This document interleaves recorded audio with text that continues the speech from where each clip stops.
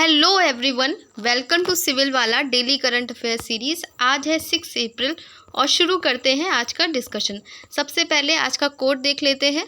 Life has many different chapters, don't let one chapter and the book. Recently एक movie आई थी 12th fail नाम से, और I think आप लोगों ने देखी भी होगी।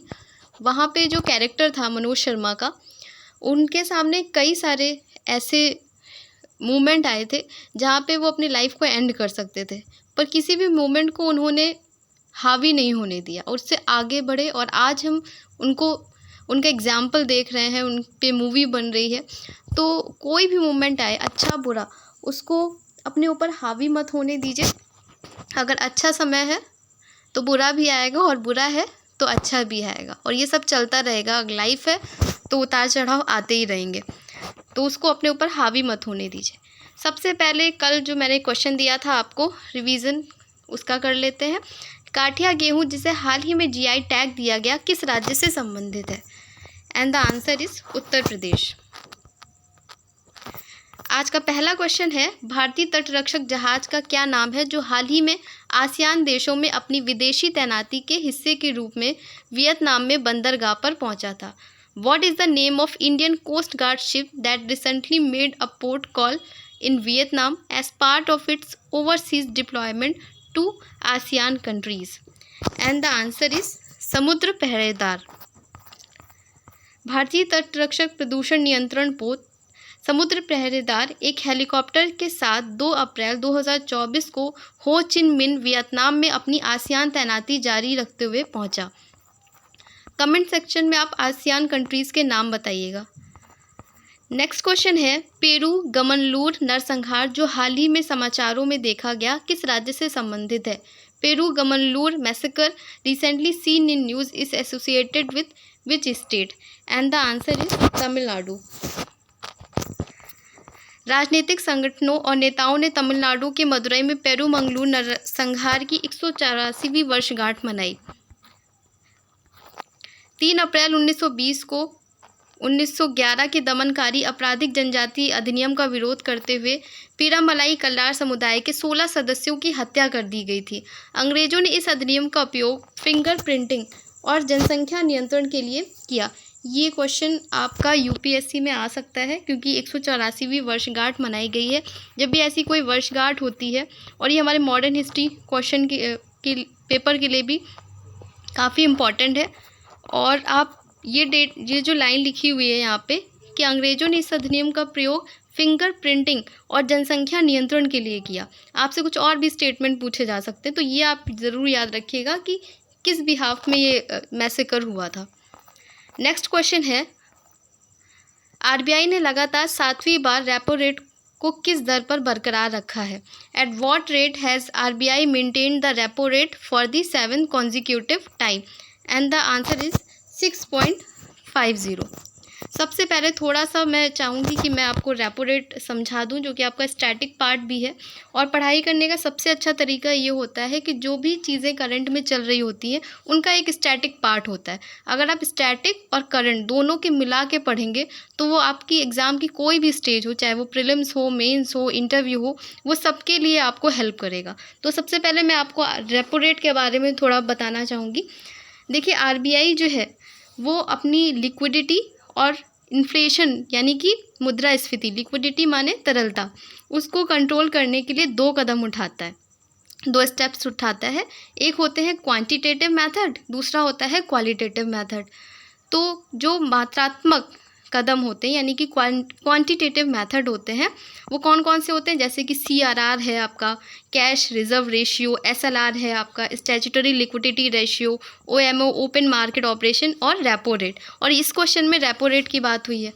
तो जैसे अगर हमें किस पैसों की ज़रूरत होती है, एकदम लेमन टर्म में आपको मैं समझा रही हूँ, एकदम साधारण शब्दों में, कि जब हमें पैसों की ज़रूरत होती है तो हम बैंक के पास जाते हैं। इसी तरीके से जब बैंकों को ज़रूरत होती है तो वो भी तो किसी के पास जाएंगे, तो वो जाएंगे आरबीआई के पास में। तो आरबीआई उन्हें जब पैसे देगा तो बदले में कुछ रखेगा। तो वो क्या रखता है? जो सरकारी प्रतिभूतियाँ होती हैं यानी कि जो सिक्योरिटीज़ होती हैं, वो अपने पास रखता है और उन्हें जो है पैसे देता है, लोन देता है, और एक इंटरेस्ट रेट पे। तो तो अगर डेफिनेशन अगर हम इसकी समझें कि है क्या रेपो रेट, तो रेपो रेट वह रेट है जो किसी देश का केंद्रीय बैंक, भारत के मामले में आरबीआई, किसी भी धन की स्थिति में बैंकों के पास उधार देता है। जब बैंकों के पास पैसों की कमी होती है तो इन्फ्लेशन, और ये इन्फ्लेशन को कंट्रोल करने में महत्वपूर्ण भूमिका निभाता है। अब इन्फ्लेशन इससे कैसे कंट्रोल होता है? मान लीजिए जैसे रेपो रेट बढ़ा, उससे क्या होगा कि जो बैंक इंटरेस्ट देते हैं कस्टमर्स को, हमारे और आप जैसे लोगों को, वो हो जाएगा महंगा। तो अभी जैसे जो हमारा रेपो रेट है वो 6.50 है, काफ़ी समय से 6.50 ही है। तो इन्फ्लेशन को क्या होता है, जब कोई भी सामान महंगा हो जाता है, मार्केट में जो है बहुत ज़्यादा ही महंगाई आ जाती है, तब हमारा जो आरबीआई है रेपो रेट की जो रेट होती है उसको हाई कर देता है। उससे क्या फ़ायदा मिलता है वो मैं आपको समझाती हूँ। जब रेपो रेट बढ़ाते हैं तो बैंक जो हैं वो दूसरे लोगों को, कस्टमर्स को क्या देंगे, महंगा लोन देंगे, कॉस्टली। जब उनको ऋण मिलेगा हमारे और आप जैसे लोगों का, तो क्या होगा, वो लोग कम खरीदेंगे, हम कम सामान खरीदेंगे, लोगों का जो मोमेंटम है, जो मनोबल है, वो कम हो जाएगा सामान खरीदने के लिए, क्योंकि बैंक ऑलरेडी उनसे इंटरेस्ट हाई ले रही है। उससे क्या होगा, मांग कम हो जाएगी प्रोडक्ट की, इससे होगा कि कीमत कम होगी और आखिर में जा कर के जो महंगाई है वो भी कम हो जाएगी। तो मैंने आपको रिवीजन करा दिया, क्योंकि ये क्वेश्चन आपसे यूपीएससी में हर साल क्वेश्चन पूछा जाता है आपका रेपो रेट से रिलेटेड। दूसरी चीज़ जो मैं आपको बताना चाह रही थी एमपीसी के बारे में, तो 2017 में एमपीसी से रिलेटेड क्वेश्चन आया था। और इसमें क्या होता है कि जैसे मॉनेटरी पॉलिसी कमेटी हमारी ये होती है, और 2017 में यूपीएससी में क्वेश्चन भी आया था कि इसको चेयर कौन करता है, चेयरमैनशिप किसके हाथ में होती है, तो फाइनेंस मिनिस्टर के हाथ में होती है। और आप मुझे कमेंट सेक्शन में बताइएगा कि एमपीसी में आरबीआई के कितने मेंबर्स होते हैं। आई होप ये आपको समझ में आ गया होगा, मैंने बहुत कम समय में आपको समझाया है, ये अलग से बड़ा सा टॉपिक है। अब आगे अभी देख लेते हैं कि अभी रिसेंट क्या न्यूज़ है इसकी।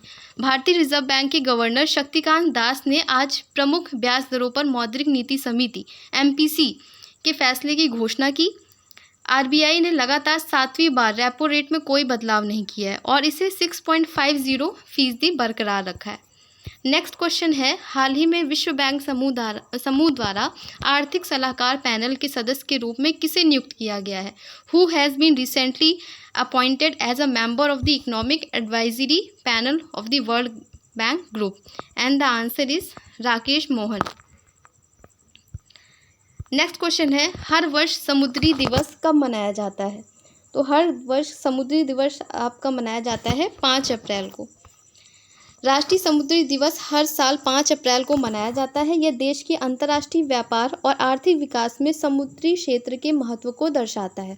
यह दिन पहली बार 5 अप्रैल 1964 को मनाया गया था और थीम बहुत पूछी जाती है। अगर यूपी पीसीएस, स्टेट पीसीएस की बात करें तो वहाँ पे थीम बहुत पूछी जाती है, तो आप थीम भी याद रखिएगा।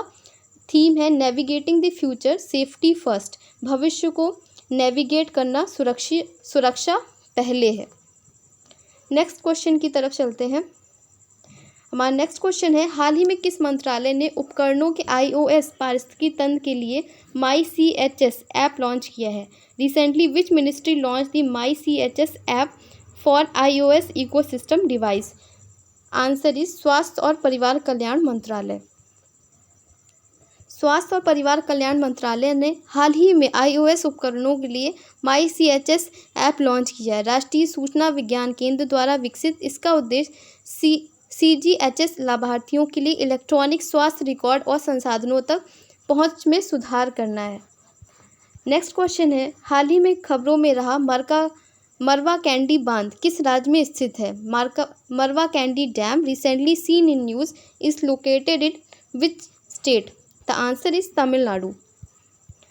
मछली पकड़ना बंद होने से प्रवासी पक्षी नीलगिरी में मरवा कैंडी बांध की ओर जाने लगे। इसका निर्माण 1951 में सीगूर नदी की सहायक नदी अरवरीरा हल्ला धारा पर किया गया था। मे बी मेरा प्रोनाउंसिएशन जो है वो ना ठीक हो।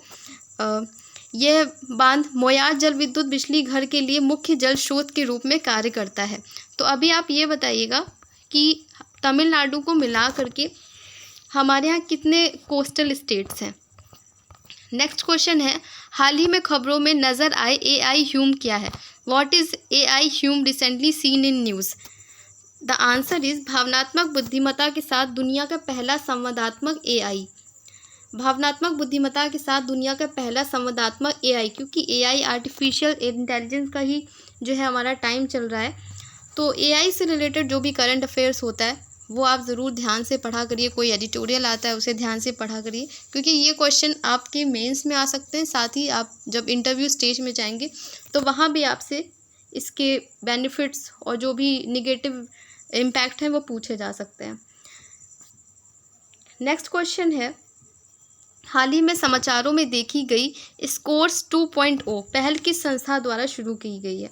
The answer is SEBI. SEBI ने प्रतिभूति बाजारों में निवेशकों के लिए शिकायत समाधान को बढ़ाते हुए स्कोर्स 2.0 लॉन्च किया। सिस्टम में ऑटो रूटिंग, ऑटो एस्केलेशन और निर्दिष्ट निकायों द्वारा निगरानी की सुविधा है, जिससे शिकायत समाधान समय सीमा कम हो जाती है। स्कोर्स शिकायत दर्ज करने का एक ऑनलाइन मंच है। थोड़ा सा सेबी के बारे में जान लेते हैं। तो सेबी की जो स्थापना है वो जनवरी 30, 1992 को हुई थी। इसका जो हेड ऑफिस है वो मुंबई में है और रीजनल ऑफिस है दिल्ली, कोलकाता, चेन्नई और अहमदाबाद में। इस तरीके के क्वेश्चंस आपसे स्टेट पीसीस में काफ़ी पूछे जाते हैं, जिसमें नाबार्ड की स्थापना, सेबी की स्थापना, मैचिंग पूछी जाती है। तो वो ईयर पूछा जाता है कि कब हुई थी, और हेडक्वार्टर्स भी पूछे जाते हैं। तो आप इसको याद रखिएगा। नेक्स्ट क्वेश्चन है, और आज का लास्ट क्वेश्चन भी, कभी कभी समाचारों में उल्लिखित पद Kallakadal, the term sometime mentioned in news in is Kallakadal क्या है? ये आंसर इज तटीय बाढ़ की घटना। तटीय बाढ़ की घटना कल्लकाडल नाम की ऊंची समुद्री लहरों के कारण केरल के कई तटीय इलाकों में सैकड़ों घरों में पानी भर गया। कल्लकाडल का तात्पर्य प्री मानसून सीजन के दौरान कभी कभी भारत के दक्षिण पश्चिम तट पर मानसून के बाद के लहरों के कारण होने वाली तटीय बाढ़ से है।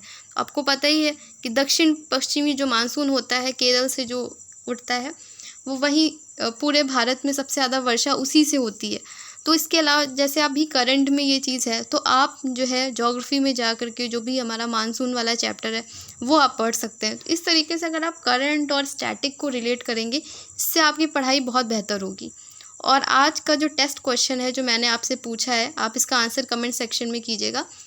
क्वेश्चन है, कभी कभी समाचारों में उल्लिखित पद कल्लकाडल क्या है? The term sometimes mentioned in news is Kallakadal. आपको इसका आंसर करना है। अगर आपको ये सेशन पसंद आया हो, हमारा प्रयास पसंद आया हो, तो हमारे चैनल को सब्सक्राइब करिए, लाइक करिए, कमेंट कीजिए, और जो भी आपके दोस्त हो जो तैयारी कर रहे हों वहाँ पे शेयर कीजिए। धन्यवाद। Thank you.